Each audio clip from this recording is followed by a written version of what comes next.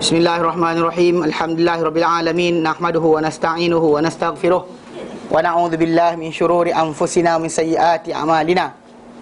Man yahdihillahu fala mudhillalah wa man yudlilhu fala hadiyalah. Asyhadu an la ilaha illallah wa asyhadu anna Muhammadan abduhu wa rasuluh. Allahumma salli ala Muhammad wa ala ali Muhammad kama sallaita ala Ibrahim wa ala ali Ibrahim. Wa barik ala Muhammad wa ala ali Muhammad kama barakta ala Ibrahim wa ala ali Ibrahim fil alamin innaka Hamidum Majid. Rabbi shrah li sadri wa yassir li amri wahlul 'uqdatam min lisani yafqahu qawli. Amma ba'd. Alhamdulillah, kita bersyukur Allah Taala dapat lagi bersama-sama untuk kita meneruskan kelas pengajian kita berkenaan dengan ringkasan Sahih Imam Muslim. Bila kita pada kali terakhir kita jumpa, kita dah sampai pada bab yang ke-58. Itu bab adakah telah melihat Muhammad sallallahu alaihi wasallam Tuhannya. Ini soalan yang kita bincangkan panjang lebar Kerana memang dari segi dalam perkara ini pun para sahabat ada percanggahan. Cuma kita kata dari segi pendalilan ataupun penjelasan, apa yang disebut dengan Aisyah radhiyallahu anha lebih nyata dan jelas. Bahkan itu sebab kenapa para sahabat Nabi SAW bertanya kepada Rasulullah dengan soalan, adakah kami akan lihat Tuhan kami di hari akhirat? Tak kata kat dunia. Dia kata hal nara rabbana yaumal qiyamah. Sebab apa? Sebab benda berkenaan itu yang mereka faham kat dunia tak payah tengok. Kat akhirat nanti adakah akan jumpa. Mereka tak minta kat sini. Masalah yang bahas kemustahilan atau tidak, itu tajuk lain. Kan, itu tajuk lain. Dan bahkan kita kata penafian daripada Nabi SAW ya atau tidak, ada nas menunjukkan Nabi nafikan. Tapi oleh kerana ada penjelasan para sahabat seperti macam Ibnu Abbas radhiyallahu anhu yang dikata Nabi SAW diberi keistimewaan dan sebagainya. Kemudian Nabi dia kata Nabi lihat Allah Taala dengan hatinya sebanyak 2 kali.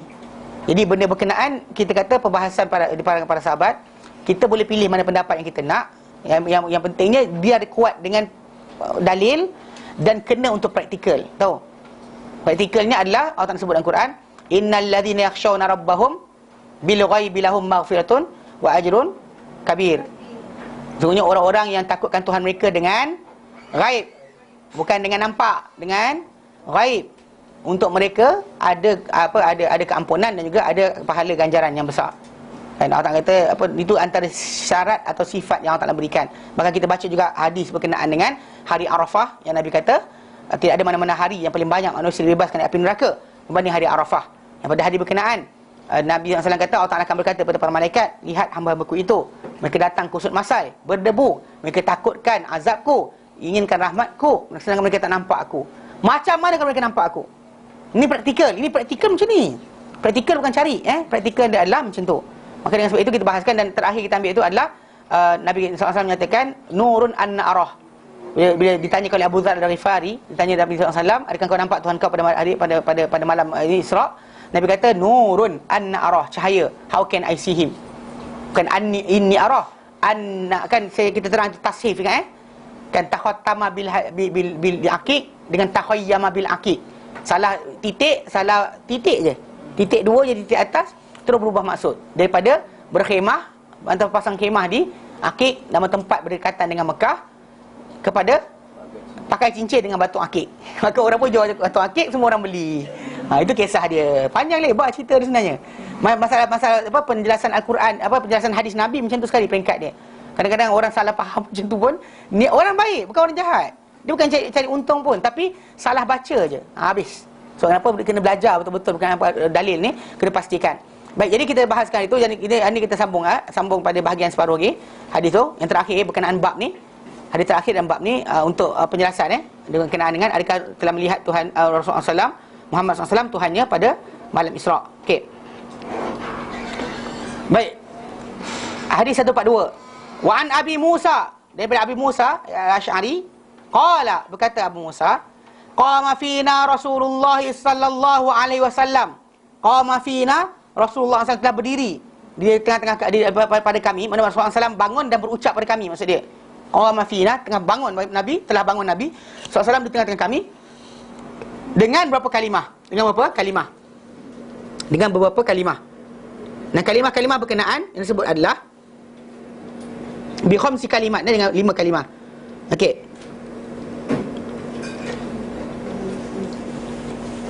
Lupa. Ya. Lupa.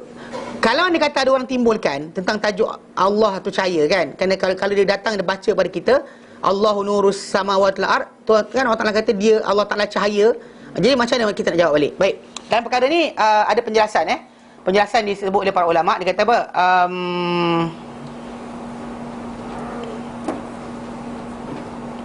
Okey, adapun Allah Ta'ala namakan diri dia dengan cahaya, makna dia adalah dia memberi petunjuk daripada kegelapan-kegelapan, kejahilan kepada cahaya. So Allah Ta'ala berikan maksud itu lebih kepada wahyu. Bukannya maksud dia dia matahari.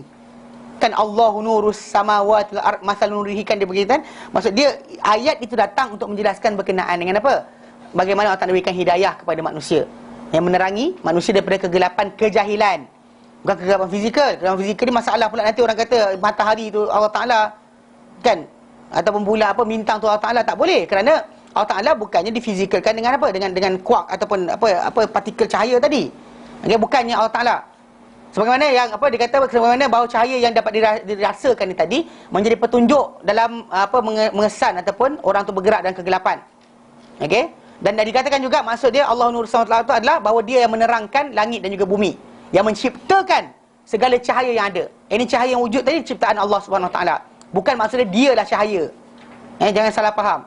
Salah faham nanti kan masalah. Pasal Nabi kata yang cahaya itu adalah hijab Allah Taala ketika mana malam Isra'. Tapi dia bila Allah Ta'ala sebut dalam Quran surah An-Nur ayat 35, Allah Ta'ala nyatakan Allahu nurus samawati wal ard.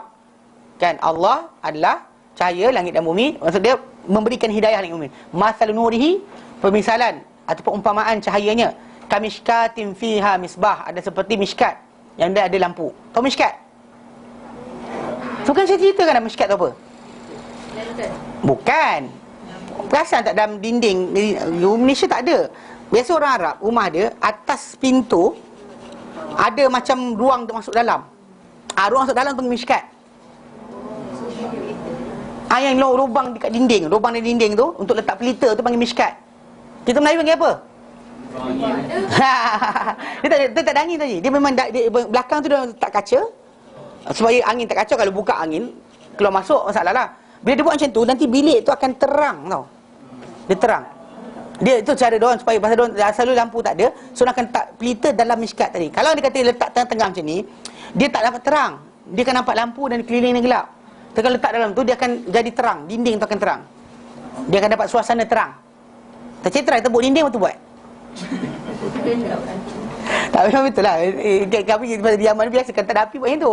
Dalam tempat tu letak lilin atau lampu dan sebagainya. Dia akan terang lah. Dia macam ni, dia ada asas. Asas dia untuk penggunaan benda tu macam ni. Kalau kita pasang torchlight dalam gelap, kita nampak torchlight tu nyala, keliling dia gelap. Tapi kalau kita nak rasa terang macam ni. Jangan tembak macam tu. Tembak ke atas. Betul tak? Kita tembak torchlight tu ke atas, nanti kan dia jangan tembak ke muka orang. Kan? Cari barang tembak, jumpa tak? Tembak ke atas, bila dinding, kalau dinding tu dinding tinggi sangat tak dapat apalah. Kalau dinding dekat-dekat dan dinding tu warna putih, dan adalah pantulan tu dia akan menerangkan keadaan, suasana tu akan terang. Terang sebab suasana, bukan sebab cahaya tu saja. Jadi tu kaedah miskat. Fiha misbah. Al-misbah itu pelita tu pula dalam kaca. Azriyatu ka'annaha kaukabun, dan kaca tu pula macam bintang. Durri, mana yang bergelapan. Lepas tu ada minyak dia pula. Lepas tu Allah Ta'ala terangkan level. Tadi bukan maksud dibincangkan berkenaan ni, macam mana pemberian hidayah Allah Ta'ala kepada manusia. Ni dia macam leveling lah. Bukan sekali terus dibagi hidayah macam tu direct, tapi dibagi melalui Jibril. Jibril turun dengan Nabi bawa kan. Masa dia ada stages dia tadi, disampaikan kepada kita hidayah tadi. Bukan macam tu je, macam direct Allah Ta'ala turunkan terus cahaya kita terus pandai. Tak boleh macam tu. Maka para anbiya diberikan hidayah melalui apa? Para malaikat. Faham tak? Maksud dia ada stages tadi. Mana ada miskat, ada pelita, ada kaca, ada minyak. Maksud tak? Mana minyak tu kalau pun tak ada kena api pun dia nyala. Betul Allah sebut di akhir ayat berkenaan macam tu, Allah beri hidayah. Bukannya masalah berkenaan dengan Allah Ta'ala tu cahaya. Jangan salah faham masalah cahaya tadi. Baik. Okey, jadi sambung hadis kita balik. Dalam hadis kita baca tadi, dia kata apa? Qama fina, berkata sahabat Nabi SAW, dia kata bahawa Musa berkata, qama fina Rasulullah SAW bi khamsi kalimat. Telah bangun Rasulullah SAW di tengah-tengah kami dengan 5 perkataan, 5 kalimah. Faqala, bagi ni pun bersabda. Kami bersabda, innallaha la yanam. Allah Ta'ala tidak tidur. Wala yanbaghi lahu an yanam, dan tidak harus untuk dia tidur. Dia tidak tidur dan tidak harus untuk dia tidur. Tidur ni ke atas Allah Ta'ala ni maksudnya mustahil sama sekali. Kerana tidur ni adalah kematian. Tidur ni adik-beradik mati. So, bila orang tu tidur, maksudnya dia dah mati half. Pasal itu Allah Ta'ala sebut dalam Al-Quran dan surah apa? Dan surah Az-Zumar ayat 42. Allah Ta'ala nyatakan apa? Allah Ta'ala nyatakan Allah tawaffal anfusa hina mautiha. Allah lah mewafatkan, mematikan nyawa ketika mati dia. Wallati lam tamut fi manamiha. Dan juga tidak mati ketika tidurnya. Yang mewafatkan orang berkenaan adalah Allah Ta'ala. Jadi Allah Ta'ala kata fayumsikul lati qada 'anil maut. Allah Ta'ala akan tahan mana-mana yang telah ditetap ke atasnya kematian. Wa yursilul ukhra, dan Allah Ta'ala lepaskan yang lain ila ajalin musamma, sehingga tempoh tertentu. Mana ini antara dalil bahawa kalau anda kata orang tu bermimpi jumpa mak bapak dia sendiri sebagainya, mak bapak telah mati, ada kebarangkalian memang itu memang bapak dia. Sebab kan tadi kan Allah mewafatkan nyawa, dan juga yang telah mati ataupun yang tak mati ketika tidur. Maksudnya kumpul sekali. Bukannya datang bergentayangan dekat muka bumi ni, wih, gitu, tak ada. Itu maksudnya dalil ni menyokong tajuk itu. Dia bukan menyokong berkenaan fahaman orang bahawa roh-roh berjalan-jalan. Roh ini datang, roh itu datang, tak ada. 27 lekor mak bapak balik daripada kubur. Kemudian kenapa? Mak bapak balik, jangan gaduh-gaduh. Mak bapak tengok. Munafik je kan? Malam tu tak gaduh, malam lain gaduh. Maksud dia tak boleh pun, tak ada masalah tajuk tu. Lillah, cuba jangan buat benda tak senonoh kerana Allah Ta'ala. Bukan kerana mak bapak datang dan sebagainya. Ini kita kan agama Hindu. Bukan agama Hindu. Hindu ialah ada tajuk di mana bapak balik dan sebagainya. Diorang ada puja roh. Kita tak ada. Orang Buddha ada puja roh dan sebagainya. Kita tak ada benda tu. Bahkan yang banyak kita kata para ulama menjelaskan bahawa kalau nampak orang terlepas daripada dia mati, ada juga nampak bayang-bayang. Itu qarin dipanggil. Qarin dia, yang teman dia ketika hidup dahulu. Untuk menyesatkan orang tengah hidup tadi, dia datang pula macam tu rupa dia. Itu saja dia menyesatkan orang ramai. Sedangkan ikut Al-Quran dan hadis Nabi SAW, kita punya roh tidak akan keluar merayau. Bahkan berada dalam barzakh, duduk diam kat situ.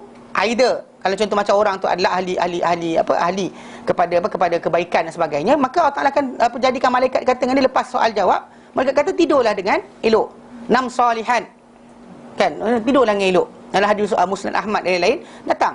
Manakala kami tahu dan dia pula ketika dalam keadaan dibukakan satu pintu, satu lubang ke syurga, datang kepada bau syurga dan sebagainya, dapat dilihat syurga tadi, dia gembira dan dia kata ya Allah cepatkanlah kiamat.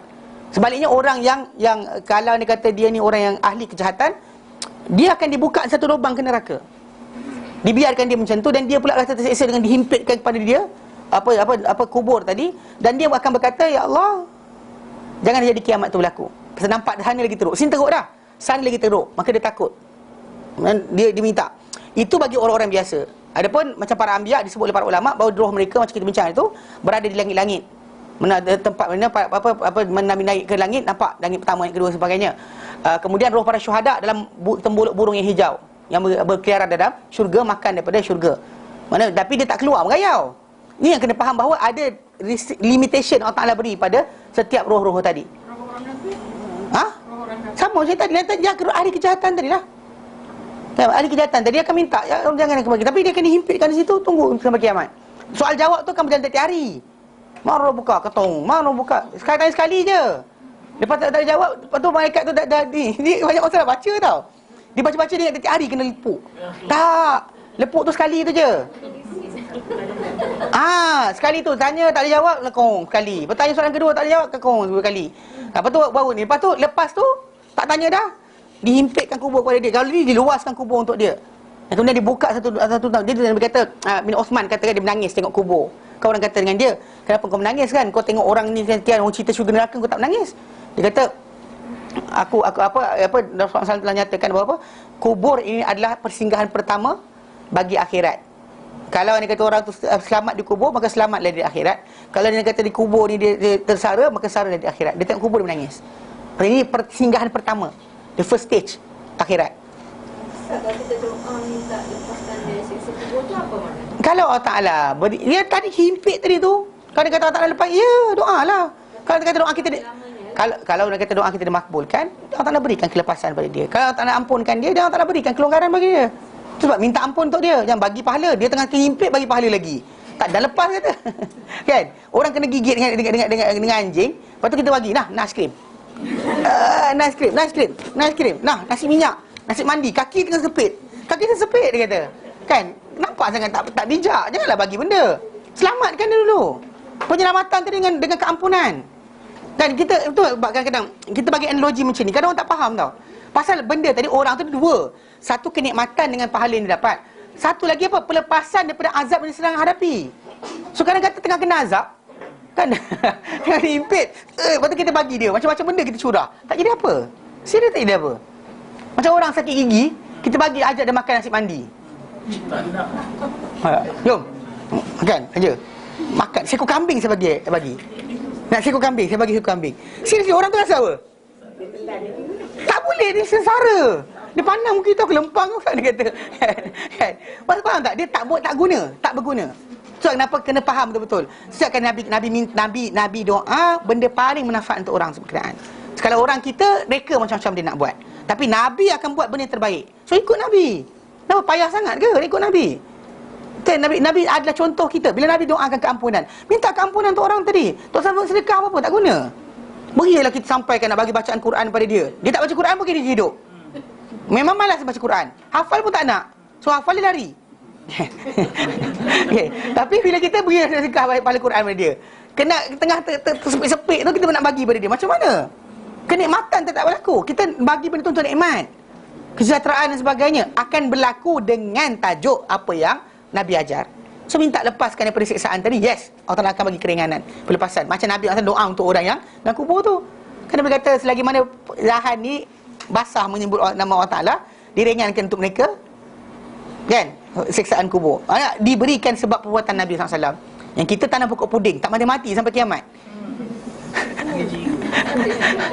Soalan betul tak? Dia kepak kat kubur orang ni, kepak kubur orang, cocok kat kubur dia. Suka hati je. Lepas tu pokok puding tu pula jadi patah cucuk. Tak mati-mati. Hebat dia tu. Tak kena seksa langsung. Mana ada? Nak kena-kena juga. Pasal apa yang Nabi buat tadi adalah mukjizat Nabi. First thing first, Nabi dah kata tidak ada siapa mendengar apa dalam kubur tadi kecuali semua makhluk mendengar kecuali as-saqalain, jin dan manusia.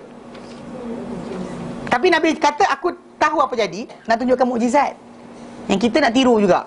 Tok guru saya tahu. Masalah kan? Yang orang ada untuk Islam tu yang dikata rohnya maksud dia macam ni, dia tak boleh nak pergi masuk syurga. Dia patut boleh masuk syurga. Masa orang berhutang, di akhirat dia tak boleh masuk lah. Tunggu di kubur juga, alam barzah juga. Apa tergantung kat langit? Mana boleh? Doa tergantung di langit, iyalah. Oh, orang tergantung kat langit, jenuh kita. Naik kapal terbang nanti kan, terlanggar tu macam mana? Kan? Mungkin tayangan. Ada pula jadi apa? Jadi jentayu. Jadi apa? Hantu penanggal. Ada. Sebab kenapa? Itu dalam tajuk tadi, hanya Allah yang kawal roh tadi. Tak ada siapa-siapa boleh ada kuasa panggil. Tak ada. Yang kalau dia kata orang kata, panggil jadilah, dia jawab soalan sebiji macam mana orang tu. Itu korin dia. Korin dia rasuk orang berkenaan, dia cakap.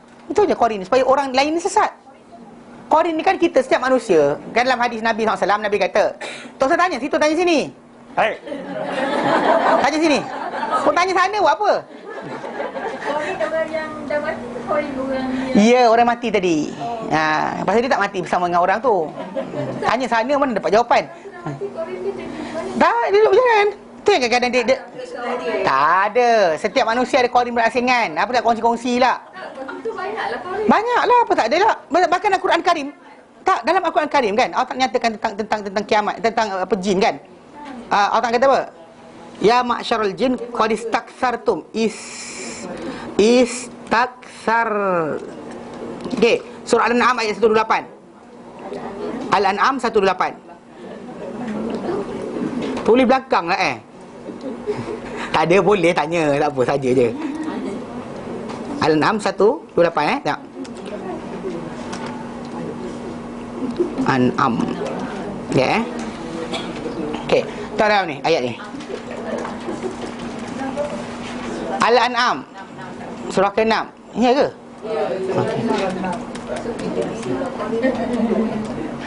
Tak tidur juga. Yang ketuk kepala kita kata tidurlah, malam masih panjang tu dia lah antaranya. Tu yang bila hari Ramadan tu rasa macam laju je bangun. Elok ringan je. Rasa best je nak pergi sembang Jumaat. Sekarang ni nak bangun jemaah makin payah lagi. Padahal pahala sama je. Ramadan tak Ramadan. Okey. Dalam ayat 21-28 surah Al-An'am, Allah Ta'ala nyatakan wa yauma yahsyuruhum jami'a, dan pada hari Allah Ta'ala menghimpunkan mereka semua. Allah Ta'ala kata apa? Ya ma'syaral jin, wahai golongan jin, qad istakthartum minal ins, kamu telah apa? Menjadi lebih ramai berbanding dengan manusia. Kamu lebih ramai. Memang mereka lebih ramai. Jadi bahkan setiap kali manusia lahir, setiap manusia yang lahir telah diikatkan bersama dia satu qarin yang kerja dia, pesan untuk dia buat benda jahat. Bila para sahabat tanya Rasulullah, ya Rasulullah kau pun ada? Nabi kata aku pun ada, tapi Allah Ta'ala bantu aku menguasai dia masuk Islam, dia tak suruh aku kebaikan saja. Itu beza dia. Jadi macam alam roh tadi, tak ada roh-roh manusia bergentayangan. Antara buku yang terbaik baca adalah buku Ibn Qayyim Al-Jauziyah, Kitab Ruh. Dia bahaskan. Maksud dia alam barzah. Tadi kita tak boleh bahas di mana duduk dia.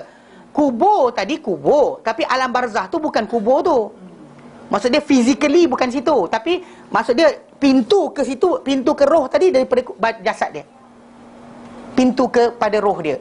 Roh tu kan, jasad dengan roh tu kan satu. Kalau roh tu dah keluar sekalipun, apa roh tu alami, jasad tu akan alami. Contoh macam Ibn Taymiyah dia jawab bila berkenaan dengan macam mana boleh berlakunya kejadian macam orang tu macam contoh macam orang kata bau wangi syurga, mayat tu bau wangi, mayat tu bau busuk, kemudian mayat terbakar dan sebagainya. Dia balik kepada tajuk mimpi. Dia kata kadang-kadang mimpi badan orang tu terkujur dekat atas katil dengan aircon. Ibn Taymiyah tak sebut aircon, ni saya sebut. Okay. Maksudnya orang tu badan atas katil, tapi kadang-kadang mimpi dia tadi dia kejar harimau. Badan lari tak? Tak. Kan badan tak lari, tapi peluh menjejih lepas tu dah nak mana? Kesan apa roh kena, jasad akan zahirkan. Dia pintu bercantum, dia tak boleh putus. Apa roh kita rasa, kita akan ni. Macam orang yang kahwin kan, mimpi berkahwin, happy sangat berkahwin sampai basah kat katil. Soalannya sekarang, dia buat kerja apa? Tak, badan dia gitu je, tiba-tiba terkeluar. Sebab apa? Roh dia rasai apa yang dia rasai sampai terkeluar kesan dia. Macam tu juga bila roh dia nampak syurga dan neraka. Bila roh dia berada dalam kenikmatan dan sebagainya, tak berada dibukakan pintu ke syurga, lalu apa? Bau syurga tadi keluar sampai ke jasad. Macam tu juga apa? Nyalaan api, kebusukan dan sebagainya neraka akan lepas daripada jasad tadi, keluar sampai ke, daripada roh tadi keluar sampai ke jasad. Tu kesan dia. Ada macam ngigau lah, jangan gigit saya. Dia duduk tak ada benda pun kan. Bercakap kan, putus tapi bercakap. Macam tu lah keadaan dia. So, jadi alam barzah tadi cuma ada kata atas kubur, ada kata dalam kubur, ada kata alam tempat lain, tapi dia punya link masih lagi jasad. Link untuk benda berkenaan adalah jasad. So jasad tadi akan menggambarkan tentang kedudukan roh tadi. Jasad akan gambar kedudukan roh dia. Tapi bukan roh tu kat situ cocok-cocok mana roh dia. Janganlah cari kat situ tak jumpa. Faham tak? Tapi dia punya link kat situ, link dia. Nak menzahirkan dia dapat kenikmatan, macam orang mati syahid dan sebagainya. Kan nampak kenikmatan pada wajah dia ketika mati pun nampak senyum. Nampak badan dia lembut, tidak keras. Kan? Mana masih lagi panas dan sebagainya, berpeluh di dahi dia. Semua benda tadi menunjukkan bahawa berkenaan dengan tajuk apa? Tajuk macam mana roh dia dapat, macam tu jasad dia akan zahirkan. Di jasad ni cuma tempat ataupun penzahiran bagi roh tu punya keadaan tu je. Tapi jangan cari kat situ pula. Buat kaji selidik, letak kan. Habis tu jasad kat mana? Jasad tu di situlah. Letak dalam perut ikan pun, letak dekat mana sekalipun tak kisah. Yang pentingnya itu adalah pintu dia. Kalau dah hancur lah. Kan hancur lah, tapi dia masih ada lagi. Alam barzah tetap ada bagi orang dah hancur mayat dia pun. Dikisar, dibuat apa saja pada mayat berkenaan, tetap ada. Soal jawab kubur tu tetap ada berlaku pada seorang orang berkenaan. Jadi kita kata yang kita sebut tadi, pada Allah Ta'ala ni mustahil untuk dia tidur dan sebagainya. Kerana apa? Kerana antaranya tidur itu adalah mati. Allah Ta'ala tak boleh mati. Nah, dia tanya kepada Nabi SAW berkenaan dengan tidurnya ahli syurga. Tidur ahli syurga. Tidur ahli syurga, Nabi kata an-naumu akhul maut. Tidur tu adalah saudara kepada kematian. Dia sama je. Jadi maksud dia ahli syurga nanti maksud dia tak tidur. Kalau tidur dia mati. Faham? Pada hari kiamat nanti dalam hadis Sahih Muslim, Nabi SAW menyatakan bila ahli syurga masuk syurga, ahli neraka masuk neraka, lalu akan dibawakan kematian. Kematian tu diletakkan antara syurga dengan neraka. Lalu dipanggil ahli syurga, suruh tengok, ahli neraka suruh tengok. Lalu semua yang tengok tadi kenal, itulah kematian. Dijadikan kematian tadi dalam bentuk rupa macam seekor kambing. Lalu akan disembelih kematian tadi depan di antara syurga dan neraka. Lalu kemudian dikata pada ahli syurga khuludun bila maut, kepada ahli neraka pun dikatakan kekal, tak ada mati. Kekal, tak ada mati, engkau kekal, tak ada mati. Tak ada kematian dekat sana. Jadi bila orang tanya Rasulullah SAW, adakah ahli syurga ni akan tidur? Kan kat dunia ni kan tidur kan best. Okey, tapi Nabi kata tidur tu adalah saudara kematian. Maka tidak akan berlaku tidur pada ahli syurga, sebab tidur itu adalah sama seperti kematian. Dan sedangkan ahli syurga tadi tidak akan mati, macam ahli neraka juga tidak akan mati. Hatta kematian yang bentuk separa pun tidak dikira, tak ada. Okey? Dan juga kerana tidur ni adalah kerehatan daripada keletihan. Kerana apa? Membuat sebarang kelakuan. Dan itu adalah daripada keletihan badan. Dan Allah Ta'ala, kita kata mustahil daripada perkara tersebut. Kecuali orang Yahudi lah. Dia kata pada hari ke-Sabtu Tuhan berehat. Tahu cerita ni? Yalah, dia buat hari 6 hari. Hari ke-7 tu dia rehat. Tu dia kata kalaulah Tuhan tak rehat, Tuhan buat benda sekian kan bagus. Kalau Tuhan pergi benda sekian kan bagus. Itu semuanya adalah benda-benda yang tak patut dikata pada Allah Ta'ala. Bahkan Allah Ta'ala dah jadikan alam ini dan manusia cukup dan betul. Tak ada pula itu yang kata kalau Allah Ta'ala hari ke-7 lelaki tak panggil macam ni. Dia ada ayat macam tu. Isi orang-orang barat dia ada ayat macam tu.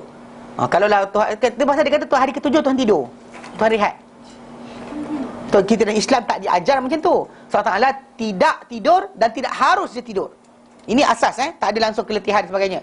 Dan bahkan dengan sebab itu kita kata, kalau dia kata ada orang cuba untuk membandingkan Allah Ta'ala dengan makhluk, contoh dalam ilmu kalam, ilmu kalam ni set ilmu kalam belajar Mu'tazilah dan sebagainya, perangai tak senonoh ni dia suka. Kita tak keluarkan mereka dari Islam, tapi kita kata mereka tak senonoh. Antaranya kerana suka untuk membandingkan Allah Ta'ala dengan makhluk.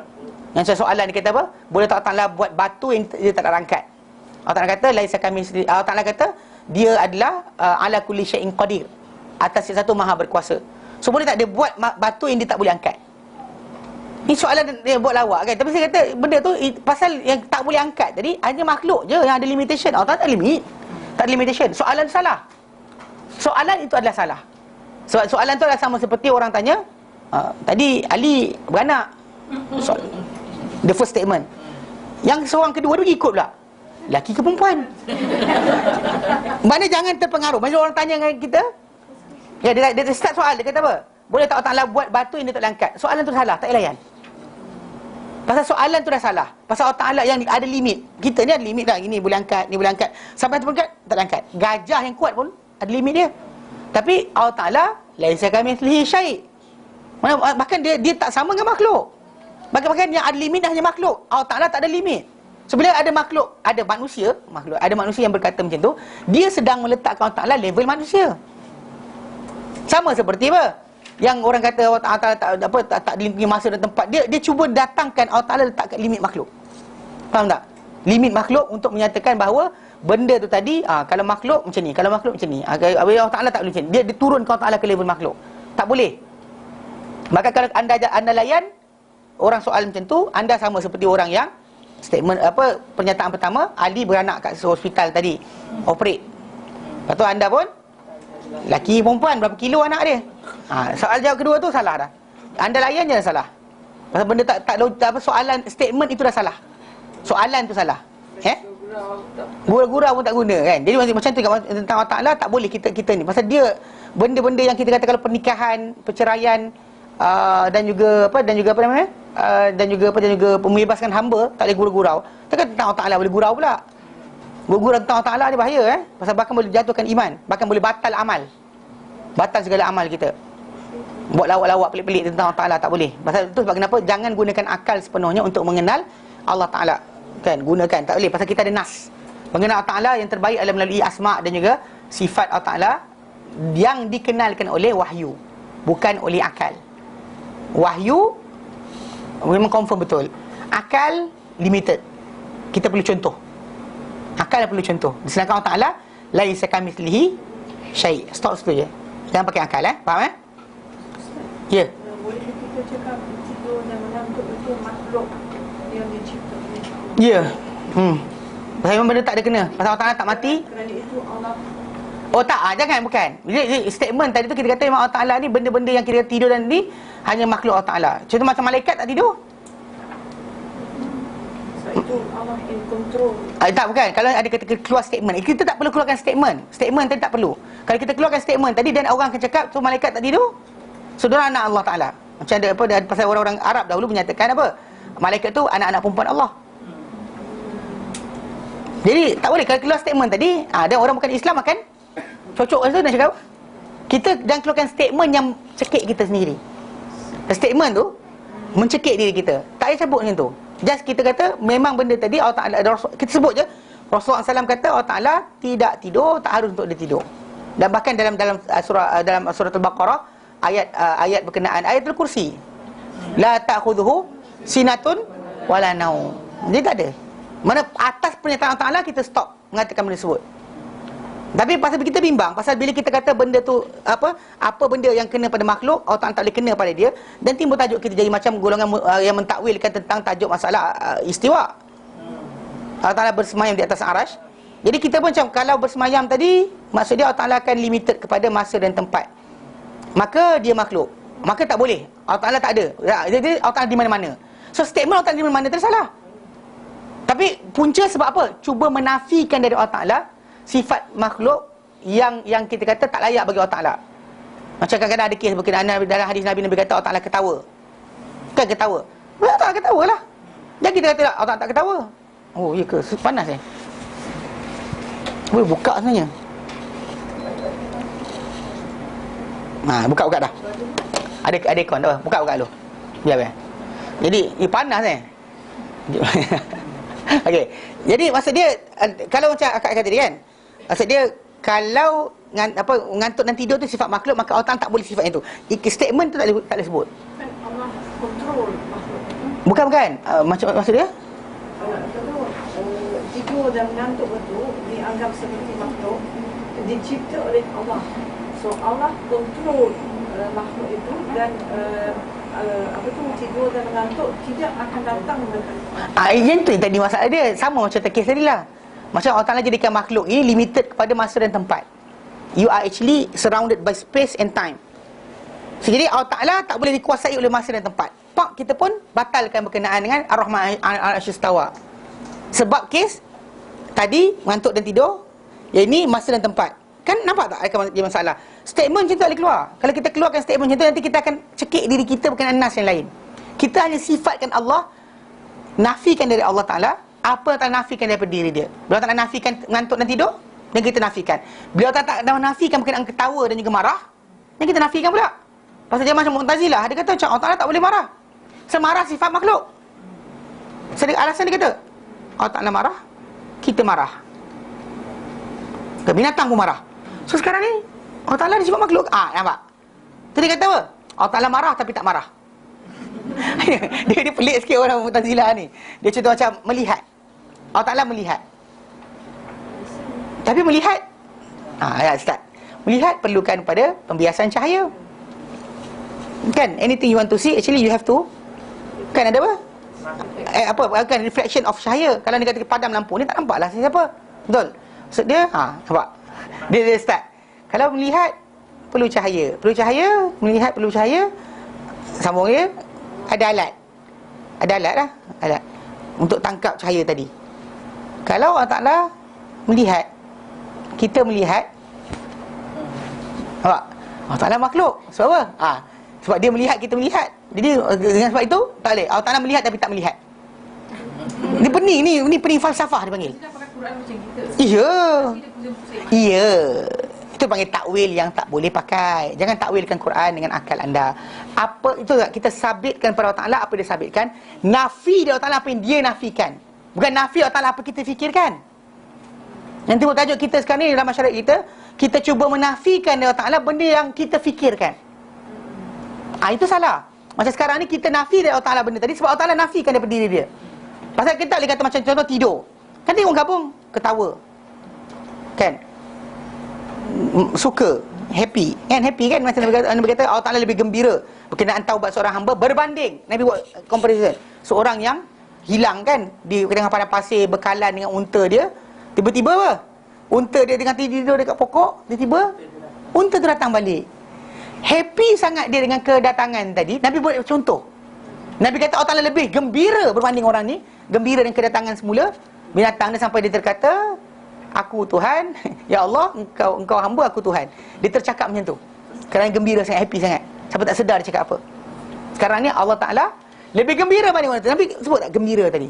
Sekali Mu'tazilah dia kata gembira ni feeling apa tak feeling jiwa. So kalau feeling jiwa, benda tu Allah Ta'ala jadikan.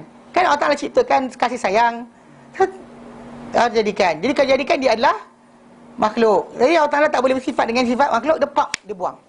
Mana boleh macam tu? Pasal tu kenapa kita kata statement of kita relate kepada Allah Ta'ala, jangan kita nafikan benda yang dia tak nafikan. Jangan kita apply pada dia benda yang tak sabitkan untuk diri dia. Sabitkan untuk dia apa yang disabitkan untuk diri dia. Dia kata dia ketawa, kata dia ketawa. Dia gembira, kata gembira. Dia marah, kata dia marah. Maksud dia walaupun lafaz tadi macam kita kata Allah marah, aku pun marah, tak boleh. There's no such thing. Mana Allah Ta'ala dah kata untuk diri sifat tadi, kita terima. Termasuk masalah lafaz tangan dan sebagainya. Kita tahu meaning, tapi tak tahu sifat. Tu je. Meaning tahu. Janganlah bayang, tu je. Jangan bayanglah. Meaning faham. Meaning faham. Let go. Faham dan let go. Jangan try untuk masuk. Itu yang Imam Malik jawab bila orang tanya pada dia berkenaan istiwa. Dia kata apa? Bila orang tanya dengan dia, wahai Imam, istiwa atau apa? Istiwa ni actually, kalau kita buka Pimpinan Ar-Rahman sekarang dekat masyarakat pasaran yang Jabatan Perdana Menteri keluarkan, dia tulis itu Ar-Rahman istawa, Tuhan yang penyayang bersemayam di atas arash. Perkataan semayam ni kita faham. Dia sama dengan kalau kita pakai untuk orang duduk, kalau untuk raja bersemayam, tu je. Cuma masalah sekarang ni bersemayamnya Allah Ta'ala tidak kita samakan dengan makhluk, tu je. Faham? Bersemayam, faham? Itu Imam Malik jawab pada dia. Al-istiwa maklum. Istiwa tu maklum, engkau tahu, aku tahu, semua orang tahu maksud dia. Tapi untuk apply pada Allah Ta'ala, wal kafiyah majhul. Cara Allah Ta'ala kita tahu pasal Allah Ta'ala laisa kamitslihi syai'. Tapi masalah pula, iman bihi wajib. Iman dengan apa dia sebut ni wajib. Tak boleh nafikan. So kita tak boleh nafikan apa Allah Ta'ala sabit bagi diri dia. Wasu'alu anhu bid'ah. Soalan tentang tajuk tadi adalah bid'ah. Aku tak nampak kau dengan pelaku bid'ah. Imam Malik halau dia keluar. Pada persoalan tadi kita nampak macam simple. Sebab tu para sahabat tak pernah bincang. Datang pada mereka tentang Allah Ta'ala ke tangan, dia tak pernah bincang. Datang kita ni pergi takwilkan. Sebab apa takwilkan? Kau nak membersihkan Allah Ta'ala daripada sifat makhluk. Maksudnya cakap adalah pasal tidur dan mengantuk ni adalah makhluk Allah Ta'ala, maka Allah Ta'ala bersifat dengan sifat berkenaan. Ini pasal Allah Ta'ala nafikan. Kita bukan sebab itu, bukan kita datangkan idea tadi. Saya bimbang nanti adalah time and space is created by Allah. So Allah Ta'ala is not within the time and space. Itu pasal kita punya conclusion. Kita tak tahu Allah Ta'ala kata dia ada sekian, dia ni kita dengar je. Tak perlu kita ni. Sami'na wa ata'na, kita faham maksud, tapi untuk Allah Ta'ala mustahil meaning dia. Tapi kita kena percaya. Macam malaikat ada sayap. Ingat tak sayap? Perkataan sayap faham? Faham. Bila Nabi kata, Al-Quran kata surah Fatir, malaikat ni ada sayap 2, 3, 4. Boleh faham Tapi bila Nabi kata, aku lihat Jibril atas rupanya asal, dia ada 600 sayap. Bayang. Boleh bayang? Memang tak boleh bayang, semua tak boleh bayang. 600 sayap. Pejam mata tak nampak. Pejam mata tak nampak. Pasal kita ada contoh. Tapi perkataan sayap jangan tukar horsepower. Tahu? Sayap jangan tukar jadi horsepower, tahu? Ni ada orang ni macam, ni malaikat ni 2 sayap, dia kurang horsepower. Jibril paling laju, dia ada 600 horsepower. Jangan pakai macam tu. Tu kurang ajar nama dia. Faham tak? Jangan apply macam tu. Pasal maksud bila kita tukar macam tu, maksud dia sebut sayap-sayap. Faham tak? Sayap-sayap. Tapi sayap Jibril tak tahu macam mana. Nabi sebut 600, faham? Jumlah 600 faham. Sayap faham. 600 sayap pada Jibril. Memang tak boleh fikir. Tapi kita faham maksud. Macam tu pada Allah Ta'ala. Apa dia lafaz pada diri dia, apa dia cakap pada diri dia. Aku ada sekian, aku ada sekian, aku ada sekian. Apa dia cakap tadi, kita faham maksud. Tapi pada Allah Ta'ala tak boleh apply. Meaning dia tak tahu. Macam sayap tu lah. Faham perkataan sayap. Tahu kan? Tapi untuk kata macam mana rupa dia, tak boleh. Itu cara dia. Beriman dengan Allah Ta'ala dengan cara tadi. Akak tanya soalan apa tadi?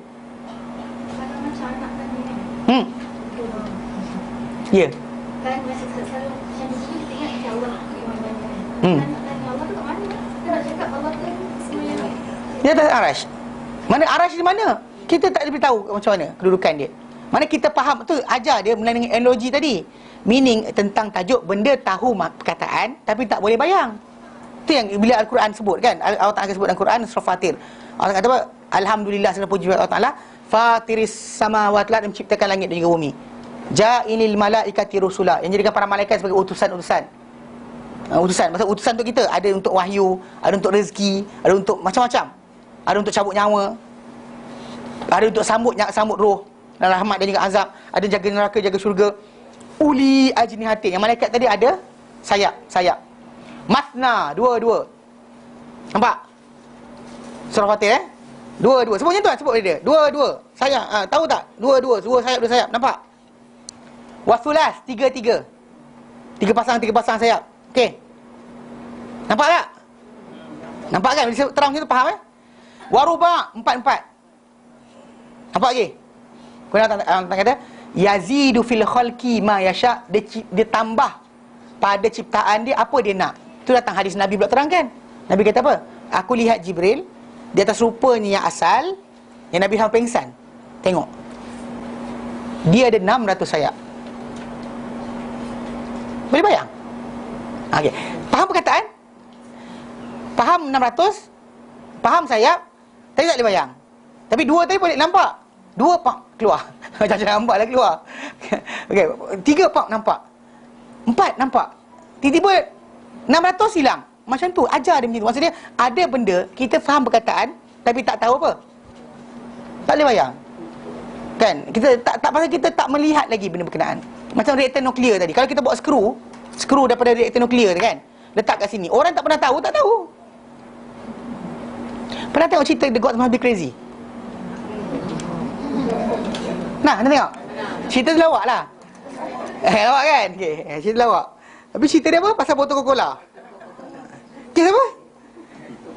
Botol Coca-Cola tu jatuh. Orang asli tadi tak tahu. Dia tak pernah tahu macam mana digunakan botol Coca-Cola tadi. So apa dia buat? Seorang buat alat muzik. Yang seorang tu ketuk-ketuk. Lepas tu seorang tu buat corak dekat ni. Yang seorang tu buat tumbuk-tumbuk. Yang seorang tu buat sekian. Yang seorang tu pusing kat ni. Sekali yang tu hari, dia bergaduh. Pukul-pukul. Yang kawan yang bawa jumpa botol tu, kata, apa sebab dia pulang balik. Tu kisah perjalanan dia dalam waktu tu, untuk buang balik benda ni, pulang balik kepada Tuhan. Tu kata The God Must Be Crazy. Cerita dia. Faham tak? Pasal dia kata ingat Tuhan yang jatuhkan benda tu. Pasal dia orang asli kat situ, tak tahu bahawa ada kapal terbang tu, sebenarnya orang tu ni Coca-Cola. Lepas tu dia buang botol dia atas kapal terbang. So, bila tak tahu benda berkenaan, nampak tak apa jadi? Mana pembayangan manusia ni limited. Kita boleh bayangkan benda kita tahu je. Macam tu masalah malaikat. Jadi kita tahu sayap, kita faham untuk terbang dengan sayap tadi. Tapi rupa sayap tadi tak tahu rupa macam mana. Dengan sayap bukannya bayangan, kita tak bayang. Jadi macam anak kita kata Allah Ta'ala di mana-mana. Masalah tadi, lafaz tadi, Allah Ta'ala tak pernah kata dia macam tu. Bahkan bila dia kata dia bersama kita, dia letak wakil pula untuk salin amal kita. Kan ada malaikat menyalin amal, tapi apa kita buat dia tahu. Malaikat tak salin pun dia tahu. Tahu tadi bukan masalah kebersamaan. Kalau Allah Ta'ala perlu bersama dengan kita baru dia tahu apa kita buat, dia makhluk. Allah Ta'ala tak perlu ada sebelah kita untuk tahu apa kita buat. Tak perlu ada sebelah kita. Kita je perlu ada sebelah orang untuk tahu apa orang tu buat. Ada kes ada seorang ustaz tu, yang saya dengar kes-kes mengaji ilmu hakikat lah. Orang-orang ni dia kata apa? Macam mana Allah Ta'ala tahu apa dalam diri kita? Sebab Allah Ta'ala ada dalam tu, dia kata. Dia cakap macam tu, saya kata mana boleh macam tu. Dia kata kenapa tak boleh pula? Saya kata kita saja yang nak tahu satu perkara, kita kena hadir. Atau pemberi maklumat kita kena hadir. Adapun Allah Ta'ala tak perlukan benda berkenaan. Dia maha kaya. Tak, orang tu nyorok kat malam yang gelap. Malam yang gelap, di atas batu yang hitam, licin hitam, seekor semut hitam berjalan, dia tahu. Maksud dia tanpa ada dia hadir pun dia tahu. Bukan, itu kena bezakan ilmu Allah Ta'ala dengan ilmu makhluk. Faham tak? Allah Ta'ala ada pengetahuan, kita ada pengetahuan. Dan pengetahuan kita limited. Allah Ta'ala punya pengetahuan amat luas. Itu beza dia. Maksudnya macam tu. Macam jangan kita sama Allah Ta'ala dengan makhluk, tapi bukan maksudnya kita nafikan Allah Ta'ala kata apa pada diri dia. Apa Allah Ta'ala kata diri dia, dengan nafikan. Pasal golongan Mu'tazilah dan sebagainya, kan termasuk sebahagian orang-orang di Malaysia ni, dia apply terus kepada apa sifat makhluk, buang dia Allah Ta'ala. Itu tak boleh. Apa yang layak bagi Allah Ta'ala, Allah Ta'ala ketawa, layak bagi Allah Ta'ala. Tapi kita tak menafikan. Kita beriman macam mana Nabi sabdakan. Tapi yang kita kata, bunyi tu ketawa besar ke kecil? Ketawa orang kaya ke ketawa miskin? Ketawa macam mana? Tak payah bayang. Laisa kamitslihi syai'. Nak tahu, tunggu sana.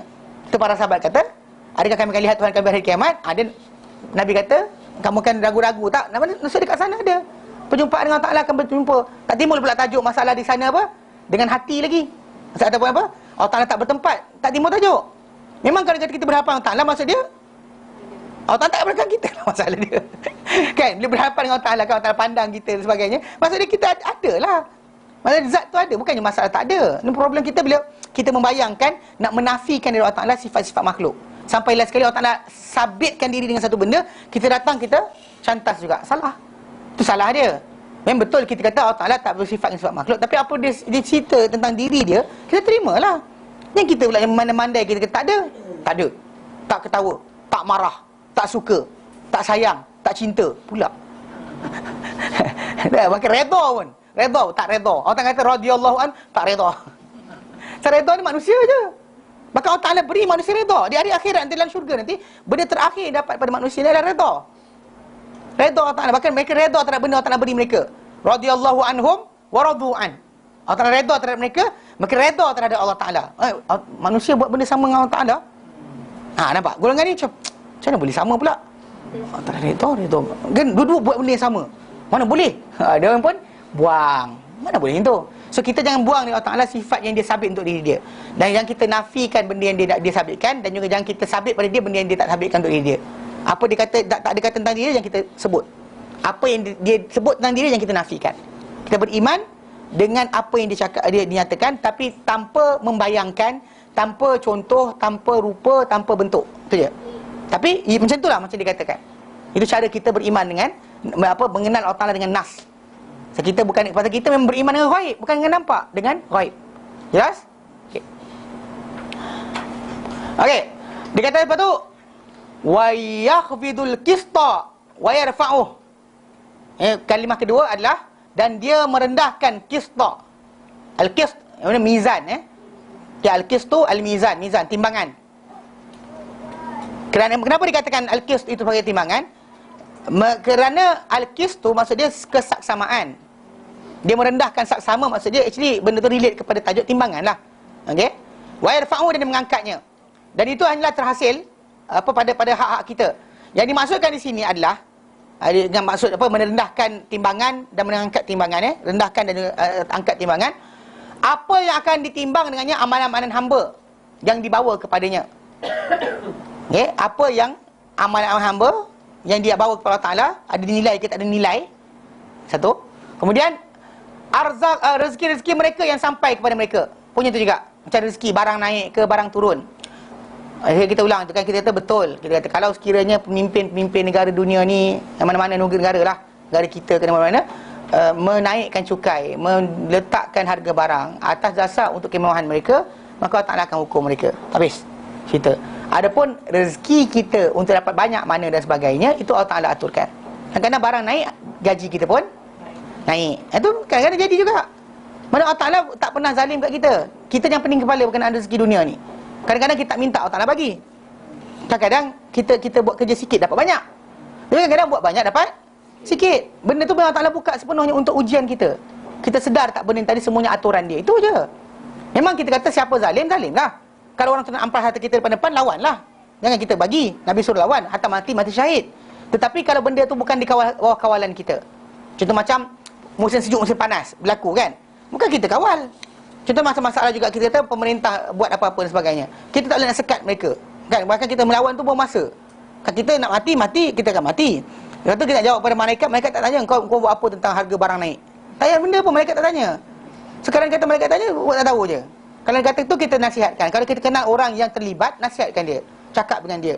Ada orang yang saya jumpa dekat IJN, dia ni tiap kali pemimpin negara sakit dia antara pembantu jadi PA, tukang cari kumpul ubat, tukang sekian. Jadi bekas PM pun mesej dia, dah ambil ke ubat kita, dia main kita awak dengan bekas-bekas bekas Perdana Menteri ke apa kan, dia main mesej dengan dia macam tu je. Saya kata abang kena ingat, bila abang dapat benda macam ni, abang ada tanggungjawab. Kalau dia kata ada orang besar macam tu, masa dia nasihatkan lah. Tak nampak ke macam ni kan. Kadang-kadang pasal kadang-kadang orang-orang yang duduk atas ni terlupa apa jadi pada orang bawah, dan susah payah dan sebagainya, pasal dia tak kena jam kan. Lintas kan ada polis kan, cuba tak ada polis kan, orang tahu kan. Duduk balik rumah 4 jam dari KL. Ada jiran saya baru ni, dia keluar daripada jalan daripada Cokit tu, dia keluar pukul lepas asar, Pasal kita dah pukul 5 lah, 45 ke 45. Lepas main asar dia tu keluar. Dia sampai rumah dia pukul 9 kat Shah Alam. Memanglah, boleh sampai Kedah dah. Dah balik Perlis dah. Tapi itulah kita kata kadang-kadang manusia tak pernah rasa. Jadi macam itulah. Jadi rezeki sampai pada kita banyak mana dan sebagainya, yang menaikkan menurunkan adalah Allah Taala. Bahkan itu dalam hadis Nabi SAW, Nabi bila naik harga barang pada zaman Rasulullah SAW dahulu, para sahabat Nabi SAW jumpa Rasulullah, dia kata sa'ir lana, buatlah harga bagi kami. Nabi kata Allah Taala dia adalah huwa rafi'u al-qabidu bal basitu ar-razzaq. Allah Taala yang menaikkan, menurunkan, yang menggenggam, melepaskan. Maksud dia, dan dialah memberi rezeki. Kan, aku tak nak berjumpa dengan Allah Taala dalam keadaan ada di kalangan kamu ni ke atas aku ada sebarang tuntutan. Kemudian orang tu kata, ya Allah, dulu Nabi pemimpin kami halang kami daripada buat rezeki sebagainya. Jadi benda tu memang Allah Taala kawal sebenarnya. Allah Taala musair yang meletakkan harga. Jadi memang kita kata kezaliman orang berkenaan Allah Taala akan tuntut balik. Rezeki kita banyak ke cukup, jangan bimbang. Allah Taala dah aturkan dah. Usaha, buat effort, cari untuk dapatkan. Betul jalan tu terima saja apa yang hasil result dia. Jangan whining, jangan nagging. Jangan mengeluh, jangan beletik. Dapat banyak ke atau sikit, terima. Tapi usaha buat, jangan lepak guling-guling je bawah meja, lepas tu kenapa tak dapat rezeki lagi. Sebenarnya hajat dah ni. Dia effort manusia kena betul. Kita kadang banyak orang salah faham berkenaan tawakal ni. Kita kena redha dengan apa Allah Taala atur untuk kita. Berserah sebulat-bulatnya. Tapi bila kita bagi mendapatkan dia punya penyelesaian ataupun hasil yang dikehendaki tadi, kita perlu lalui proses yang betul. Contoh, bila anda lapar, anda kena makan. Jangan gogok air, memang tak kenyang. Jangan minum air, semoga Allah Taala kenyangkan aku. Janganlah macam tu. Ya Allah kenyangkan aku. Betul atau contoh macam apa? Buat effort salah. Effort tu salah. Mana keluar buatlah. Contoh nak syurga Allah Taala, bukan doa je, buatlah juga ibadat. Maksudnya nak syurga Allah Taala, tapi televisyen, tengok televisyen cerita Korea. Nak syurga macam mana? Kan? Itu masalah salah lah. Dia effort dengan permintaan kita dengan effort kita kena betul lah. Lepas tu Allah Taala akan berikan kat situ. Kalau dia kata banyak atau sikit, kita redha. Datang kan buat effort nak belajar. Datang kelas, bukan duduk diam kat rumah. Lepas tu bila tak pandai-pandai, maksud dia banyak tu Allah Taala bagi, kena lama sikit kot. Kan kita orang tu belajar 2 minggu dah pandai, dia kata. Dia mungkin motor 1000 cc, awak tu 25 cc je. Kan? Jadi kalau anda kata orang tu pula sikit, gias 1 tu dah jauh, awak tu kena lagi gias 5, tekan-tekan gunung-gunung gitu kan. Kena buatlah, terpulanglah. Yang pentingnya maksud dia kena biar effort tu ada. Kan? Effort, tapi kita tahu effort tadi Allah Taala yang aturkan. Beri pada kita kemudahan, effort tadi Allah Taala berikan. So kita redha, kejar apa Allah Taala beri kepada kita dengan anugerah dia juga. Nak dapatkan anugerah dia dengan anugerah dia. Jangan cerita pening kepala. Maksud tak ada masalah. Jadi bila kata yakhfidul qista, dia merendahkan al-qist, timbangan, dan juga mengangkatnya. Antaranya adalah masalah apa yang ditimbang daripada amalan-amalan kita yang diangkat kepadanya, dan juga rezeki kita. Rezeki kita banyak mana kadar dia, hujan banyak mana, kan? Ataupun barang makin murah ke makin mahal ke, makin banyak minyak keluar ke, makin benda sekian-sekian ke, jatuhnya mereka syarikat sampai tak ada siapa, tergantung dengan dolar ke. Itu aturan Allah Ta'ala. Allah tak jadikan hari ni, besok jadikan dolar jatuh, dan kemudian semua negara berlepas di dolar. Nak beli barang pakai duit masing-masing. Memang kita kata lepas tu kita akan kuasa beli kita kuat balik. Kita sekarang terikat dengan dolar tu, masalah dia. Semua orang tahu benda ni. Semua orang tahu. Takkanlah ustaz balik Yaman je tahu. Pakai ekonomi tak kerti-kerti. Kan? Benda simple je. Pasal kita terikat dengan dolar. Bayar berkada dengan emas pun dengan dolar. Semua jual minyak dengan dolar. Minyak kita jual dengan dolar. Apa hal? Enggak, macam ada peraturan pula. Peraturan diorang buat lah tadi untuk menjadikan orang sentiasa minta dolar supaya duit dia kukuh. Tu je cerita dia. Kalau negara-negara dunia ni semua sekali tinggalkan dolar, pakai duit masing-masing. Eropah tu nak pakai euro, tak nak pakai dolar. Faham tak? Asal tajuk tadi. Kadang kata kita ada kekuatan kat situ, tinggalkan dolar, maka kita akan kuat balik. Benda simpelnya. Tapi bila nak jadi, dapat Perdana Menteri yang berani ke, dapat Menteri Kewangan yang pandai ke, tu pulanglah Allah Ta'ala yang aturkan tadi. So rezeki kita banyak ke sikit, Allah Ta'ala yang aturkan. Yakhfidul qista wa yarfa'hu, dia turunkan timbangan dan dia angkat timbangan. Mana antara amal ataupun rezeki kita. Kama sebagaimana Allah firman Al-Quran dan surah Al-Hijr ayat 21, wa ma nunazziluhu illa biqadarin ma'lum, dan kami tak turunkan ia rezeki tadi melainkan kadar yang tertentu.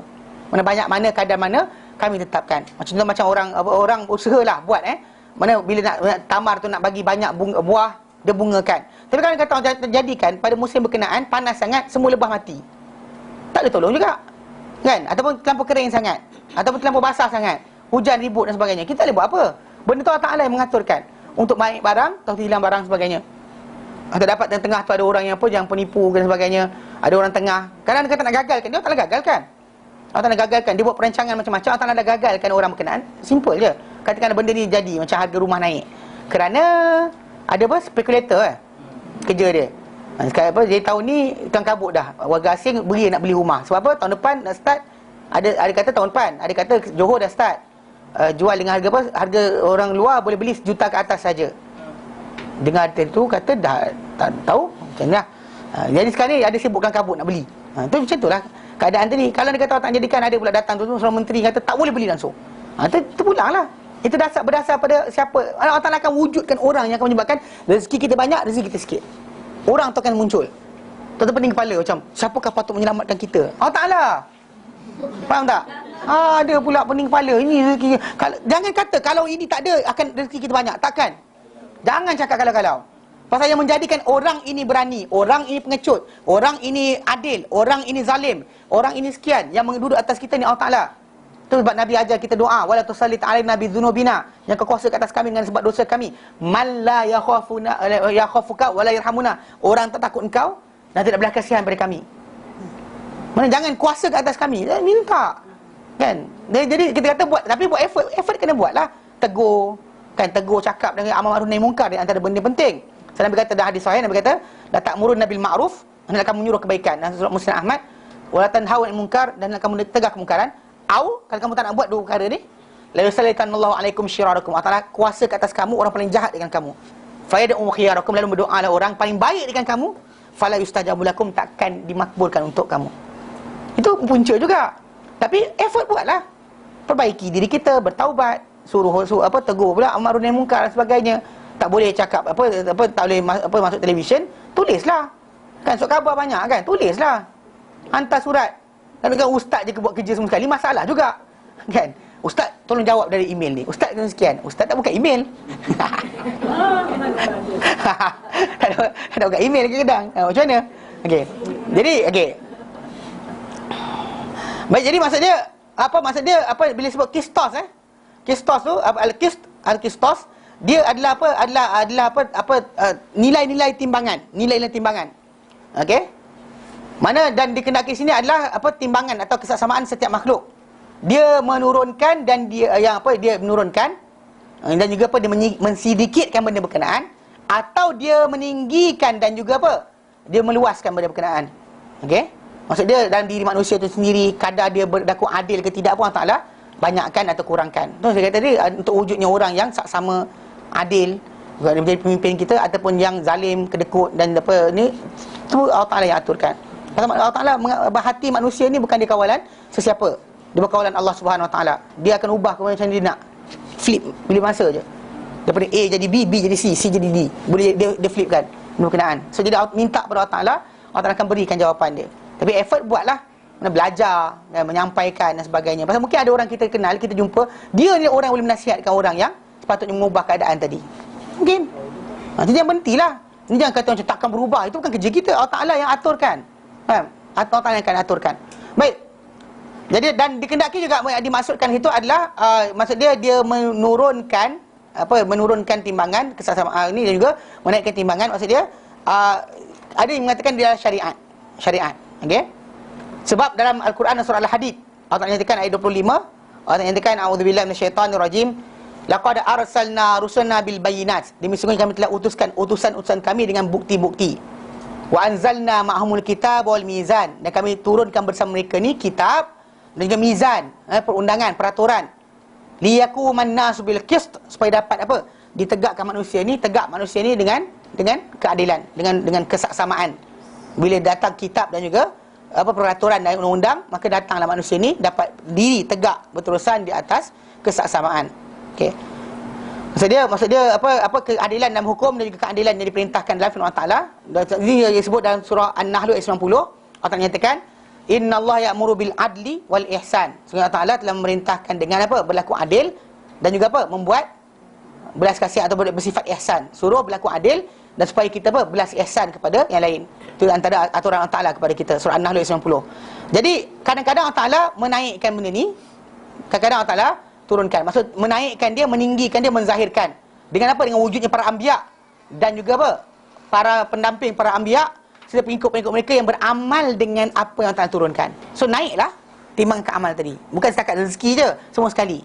So dia bila para anbiya zahir, muncul, kemudian pengikut dia atau pendamping dia, kemudian apa orang mengikut para pendamping dia zahir dan jika mereka menang, maka di situ akan tertegaknya apa? Timbangan keadilan. Kita dapat semua sekali. Dunia akhirat. Dunia bagus, akhirat bagus. Kita akan sejahtera dan sebagainya.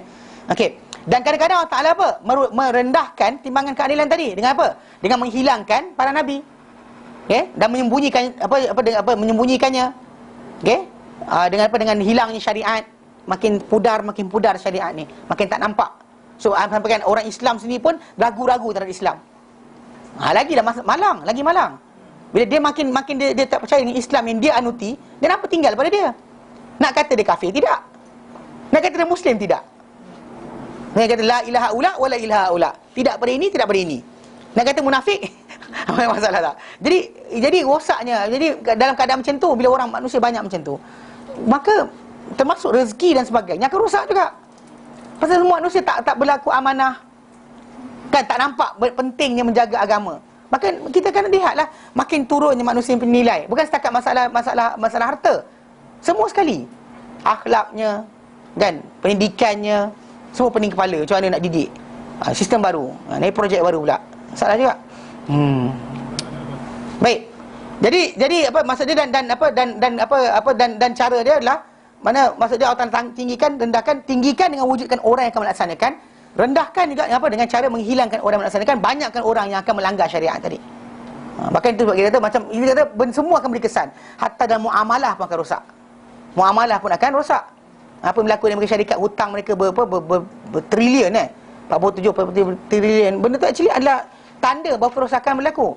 Orang tak nampak, orang nampak benda tu best, hebat, apa artis banyak dan sebagainya, tapi anda lupa sebenarnya hutang tu makin teruk. Baru-baru ni kan kita semua dengar kan, kerajaan pusat dia terpaksa apa? Dibekukan segala perkhidmatan, tak boleh bekerja dan sebagainya sebab apa? Peruntukan tak ada, duit habis. Gila tak? Kan? Tak boleh dibuat. kena ni. Itu dia tanda bahawa apa tahu? Harga barang pun akan rosak, apalagi akhlak dan sebagainya lah. Dengan sebab apa? Wujudnya orang-orang yang tidak mengenal syariat. Dia melaksanakan pemerintahan dan sebagainya. Rosak agama dunia akan rosak, akhirat pun rosak. Jadi dan disebut juga bahawa maksud dia bila Allah kata dia mengangkatnya, maksud dia menghilangkanlah. Macam Nabi kata dalam hadis yang sahih yang kita baca tu, turfa'u minal qulub, bahawa amanah ni akan diangkat daripada hati-hati, dicabut daripada hati-hati manusia. Jadi dalam hadis yang lain Nabi kata, awwalu ma tafqiduna min dinikum al-amanah. Perkara pertama kamu akan hilang daripada agama kamu ni, kamu akan kehilangan daripada agama kamu ni adalah amanah.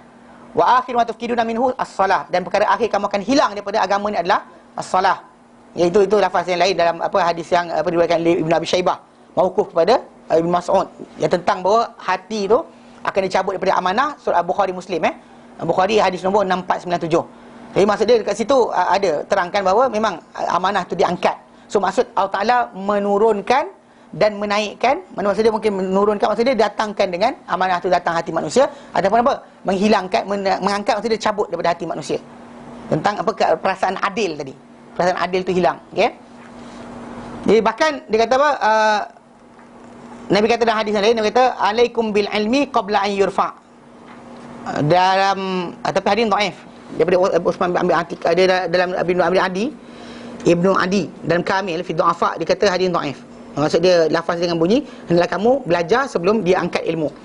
Jadi dan apa maksud dia menurunkan dia, maksud dia mewujudkan perasaan amanah tadi atau keadilan tadi di muka bumi dan meletakkannya. Allah Ta'ala alam, itu mungkin maksud yang dikehendaki. Okey. Dan Allah Ta'ala disebut kat situ wa yurfa'u ilaihi amalun nahar qabla al-lail, dan diangkat kepadanya amalan siang sebelum malam. Sebab kenapa jangan kelang kabut ketika nisfu Sya'ban? Sebab tiap-tiap hari amalan anda diangkat. Faham? Ni sibuk kelang kabut waktu nisfu Sya'ban, setahun tak amal ibadat langsung. Hari tu beria nisfu Sya'ban. Sedangkan tak ada pula clarification Nabi pula. Nabi kata bulan Sya'ban diangkat amal. Nabi tak kata 15 Sya'ban. Bahkan tak sahih pun 15 Sya'ban. Nabi kata di dalamnya diangkat amal dalam bulan Sya'ban itu. Tak tahu mana, awal ke tengah ke akhir. Sampai kan Nabi puasa banyak. Sampai para sahabat tanya, kenapa kami lihat kau puasa bulan Sya'ban ni tak macam kau puasa bulan lain? Kan bulan lain kau tak puasa, bulan Ramadan penuh lah, tapi bulan lain tak macam ni. Lepas tu Nabi kata dalam ini adalah satu bulan yang dilupakan, yang Rejab dan juga Ramadan. Dalamnya diangkat amalan. Maka aku nak kalau boleh amalan aku diangkat dalam keadaan aku berpuasa. Maksudnya kalau kata amal tu diangkat pada waktu siang sebelum waktu malam. Dan jangan baca tengah malam. Yang baca Yasin tengah malam apa? Kata ada orang puasa Rejab, Sya'ban, Ramadan. Salah juga. Rejab tak digalakkan. Rejab tak digalakkan langsung. Sebab bila tanya tentang puasa Rejab, para sahabat kata Nabi dahulu puasa banyak. Sampai kami kata dia tak puasa langsung. Nabi banyak tak berpuasa. Sampai kami kata dia tak puasa langsung. Maksudnya dia actually dia puasa dan tak puasa Nabi tadi hampir sama banyak. Tapi biasanya kita kata macam berlaku benda ni kepada para sahabat yang tengoklah. Kalau para sahabat tu jumpa Nabi pada bulan berkenaan, pada minggu ataupun hari-hari dia berpuasa, jumpa hari ni puasa, jumpa mungkin puasa, jumpa sekian puasa, dia ingatkan Nabi tak pernah berhenti puasa. Orang yang jumpa Nabi setiap puasa pula, tak puasa. Tak puasa. Maksud dia banyak puasa, banyak tak puasa. Dan kemudian Nabi kata, kemudian para sahabat kata, dan dia Nabi tak pernah puasa penuh kecuali Ramadan. Dan Nabi banyak berpuasa dalam bulan Sya'ban. Itu dalam hadis Bukhari Muslim. Maksud dia banyak berpuasa dalam bulan Sya'ban. Tapi Rejab tak ada. Masalah bulan Rejab tadi, galakan dia timbul masalah bila ada seorang sahabat Nabi SAW, dia suka nak puasa sepanjang tahun. Actually yang kisah sahabat yang mula-mula jumpa Nabi tu, dalam keadaan badan dia berisi. Lepas tahun datang balik, badan dia kurus. Betul Nabi dia pandang Nabi tak macam tak jeling pada dia. Dia kata, "Ya Rasulullah, kau tak kenal aku ke?" Dia kata. Hadis Sahih Muslim. Dia kata, "Siapa?" Dia sebutlah gelaran nama dia. Lepas tu Nabi kata, "Apa jadi pada kau? Dulu nampak elok. Kau tak Hasanul Hay'ah, dulu rupa kau elok." Nabi kata. Maksud dia berisi tu elok. Maksud dia berisi tu elok. Lambat gelak, lambat faham berisi tu elok. Maksud dia kata tu. Jadi dia kata, "Ya Rasulullah, aku tak makan kecuali waktu malam saja semenjak aku jumpa kau tahun lepas." Mana maksud dia puasa tiap hari. Nabi kata, "La tafa'al." Lepas tu Nabi kata Nabi berikan option. Antara option yang bagi, sum minal haram watruk. Sum minal haram watruk. Sum minal haram watruk. Mana puasa bulan haram, tinggal. Puasa, tinggal. Puasa, tinggal. Bulan-bulan haram tu puasa dan tinggal. Nabi tak suruh puasa straight. Ni sebab itu kita bahas pembacaan dalil tadi kena menyeluruh lah. Yang baca hadis ni baca hadis lain. Yang Nabi tak galakkan berkenaan dengan puasa pada bulan Rejab pun Nabi tak galakkan.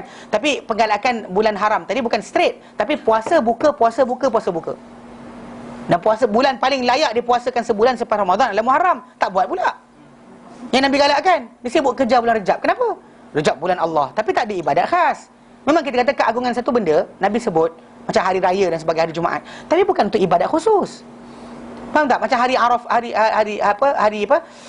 raya haji. Kan hari di mana banyaknya orang beribadat dan sebagainya, menyembelih dan sebagainya. Tapi ibadat itu je yang ada pada hari berkenaan.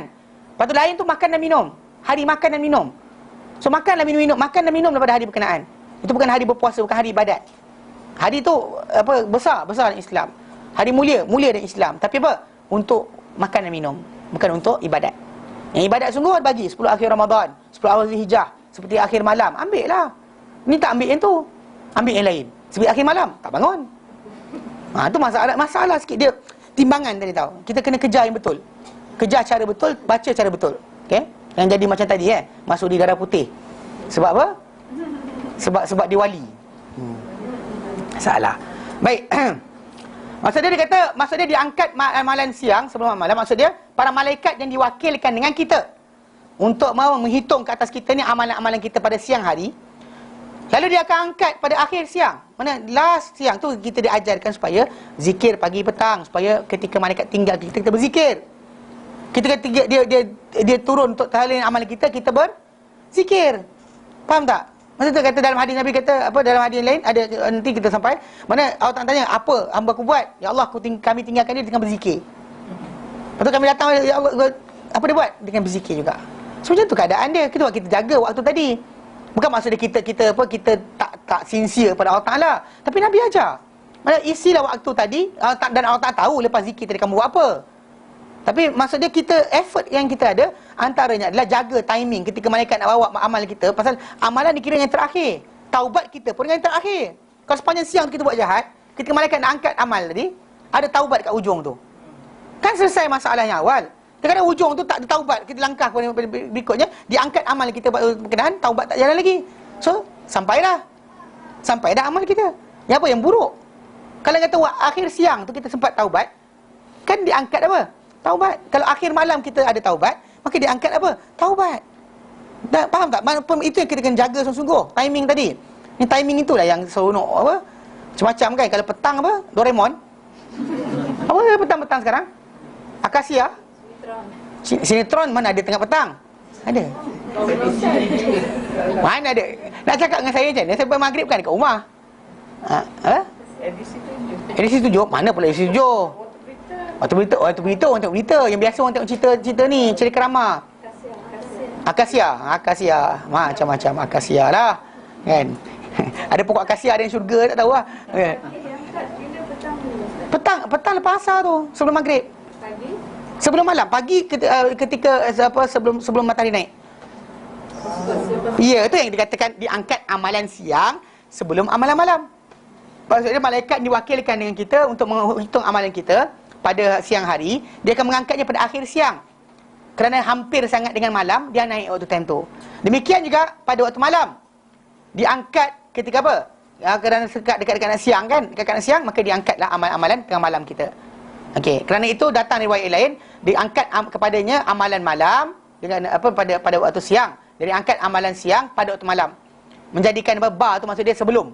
Ba tu maksudnya bukan bi, qabla. Itu ada lafaz yang lain. Sebelum maghrib lah. Sebelum malam nak jadi. Yang tu selepas sebelum syuruk.